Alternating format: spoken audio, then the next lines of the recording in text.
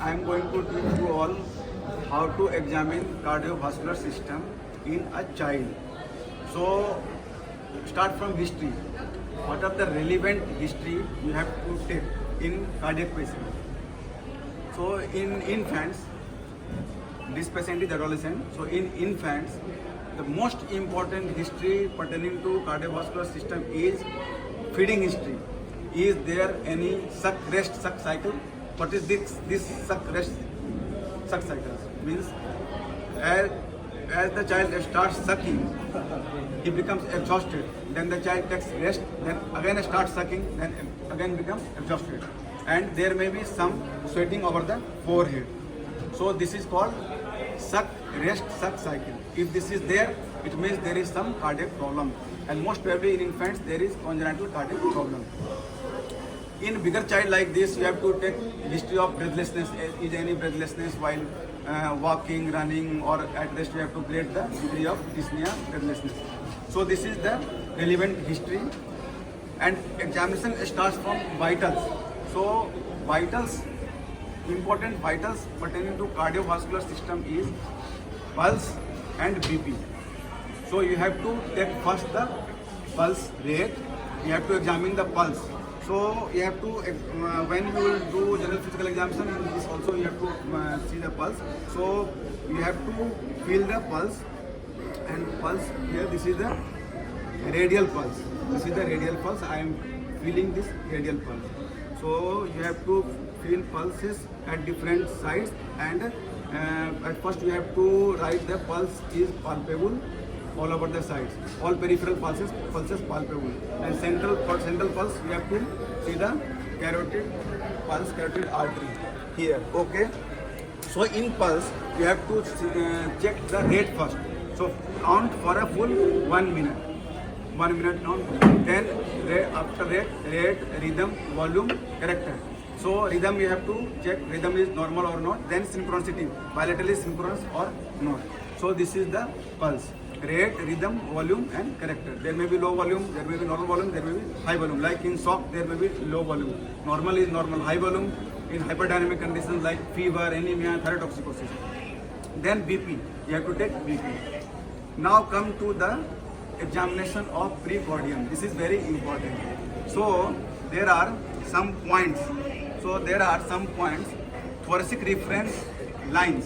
So what are those thoracic reference lines? You have to mark it. This is the sternal line, mid-clavicular line, anterior axillary line, mid-axillary line, and posterior axillary line. So 5 lines, thoracic reference lines.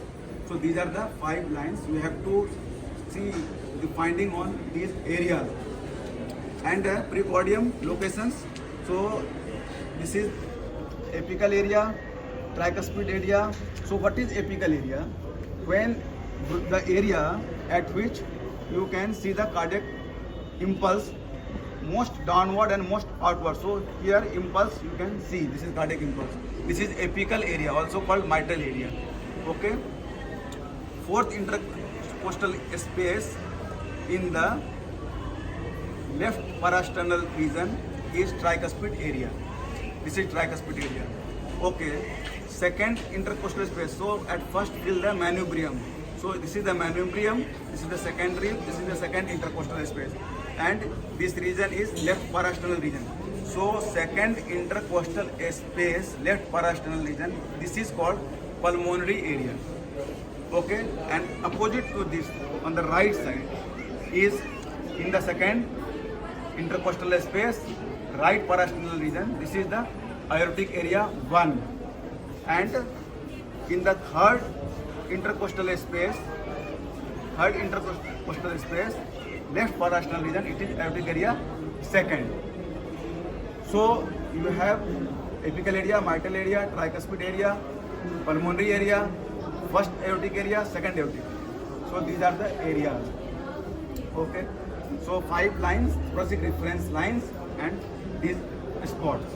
So we have to now examine systematically. Systematically means start from inspection. So first inspection, then palpation, then percussion, then auscultation. So what all you have to see in inspection. So this is the precordium. This area lying over the heart is precordium. So at first you have to see this precordium is bulged or depressed or normal. If the chest is depressed, it is called pectus excavatum.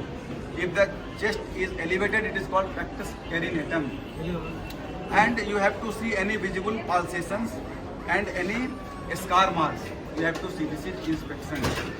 After that, you have to see the impulse. See, this is impulse, cardiac impulse. So cardiac impulse is most downward and most outward. So this is impulse. This is apex beat, where the apex beat lies.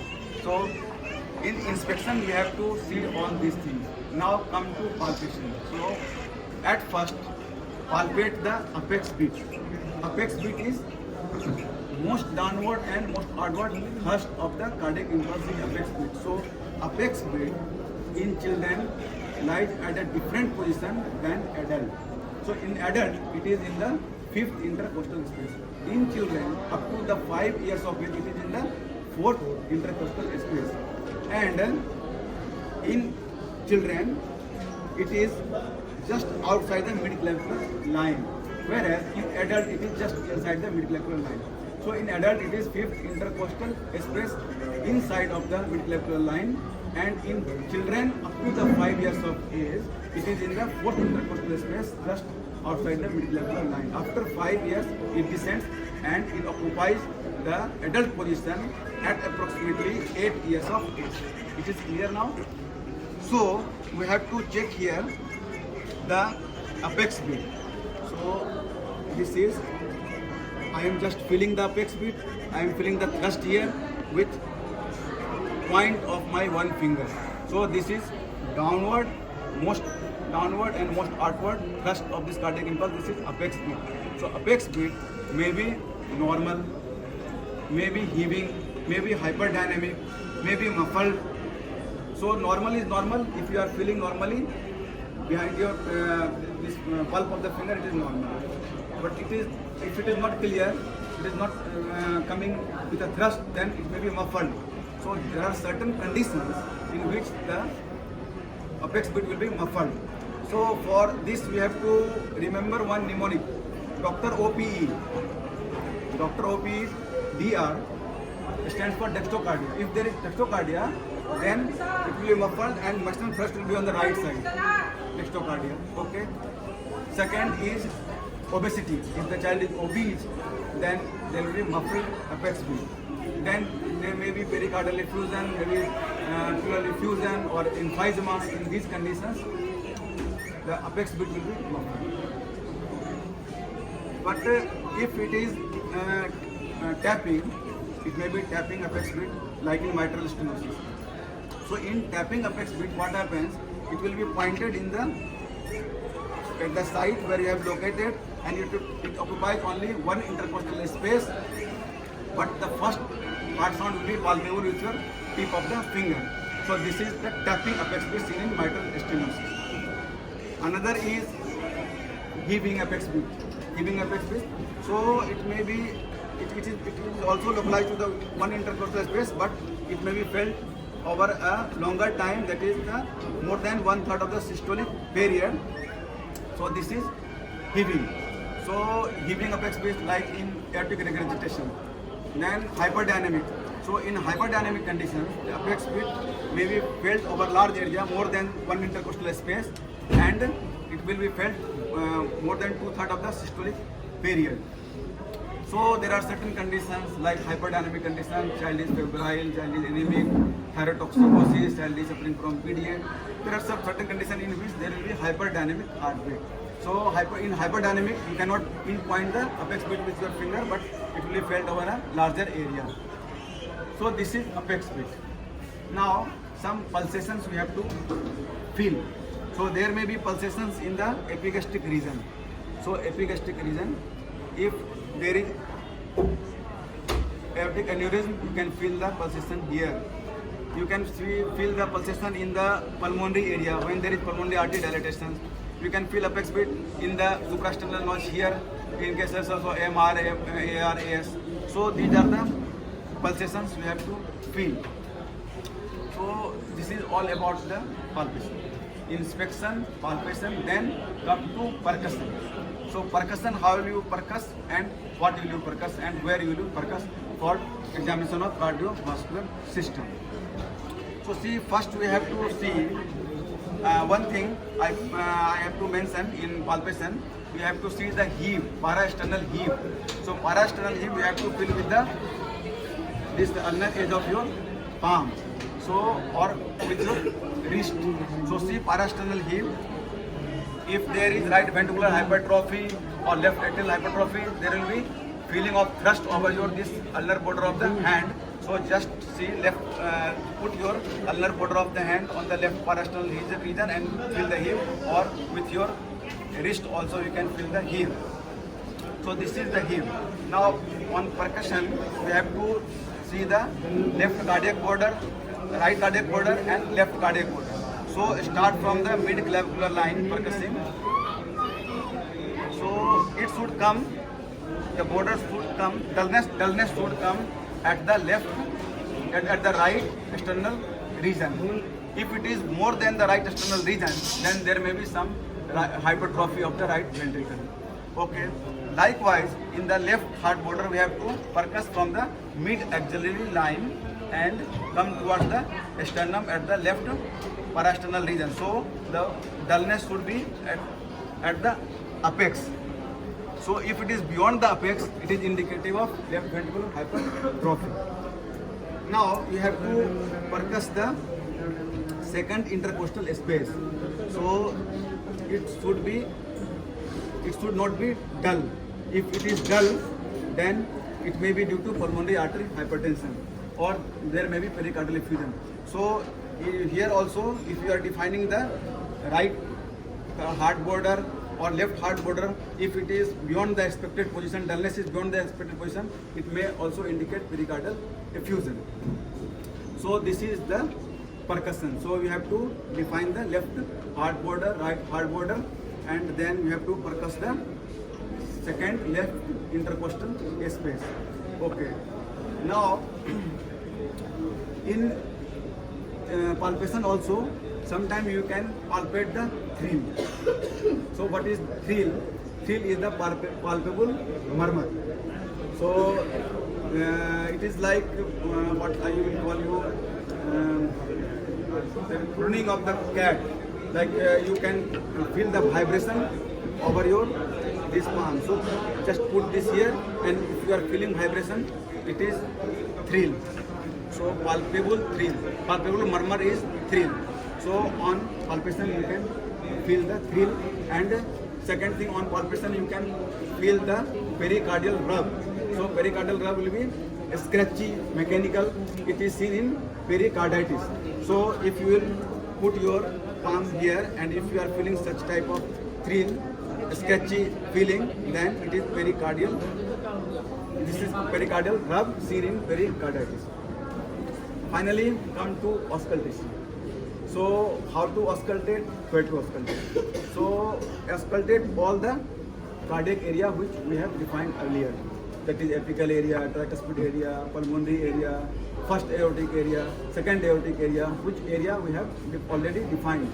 And now starts auscultation. So in auscultation, what we'll have to see? First, auscultate the heart sound.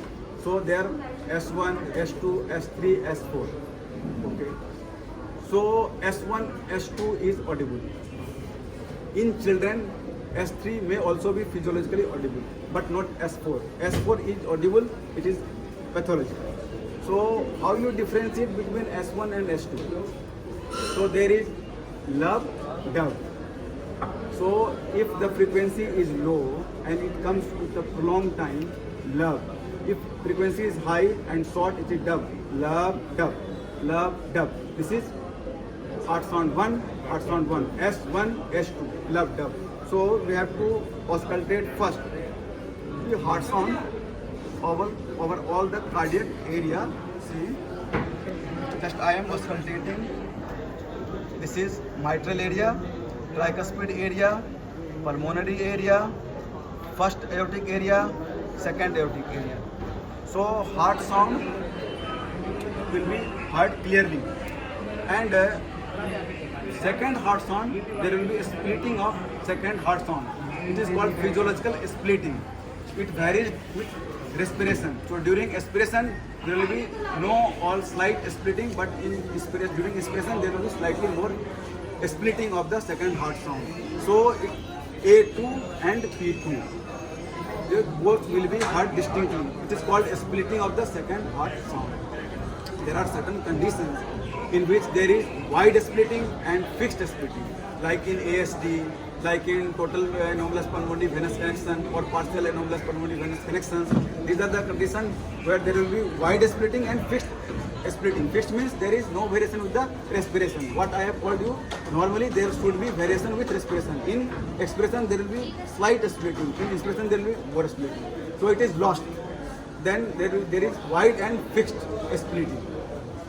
And there are certain conditions when P2 will be muffled like pulmonary stenosis, A2 will be muffled like aortic atresia. These are the conditions. But you have to train your ear to hear the first heart sound, second heart sound, and the splitting of the heart sound. Okay. So after the heart sound, there will be if the third heart sound is audible, it is gallop breathing. Fourth heart sound is audible, gallop breathing. If it is associated with tachycardia, there is summation gallop. So physiologically in some children, there will be third heart sound gallop breathing. But pathologically it is seen in myocarditis, pericarditis, congestive cardiac failure in these conditions. So this is the gallop breathing. Now adventitious heart sound means there are some sounds in between the first and second heart sound. So it may come in systolic phase, it may come in diastolic phase. So how you differentiate these?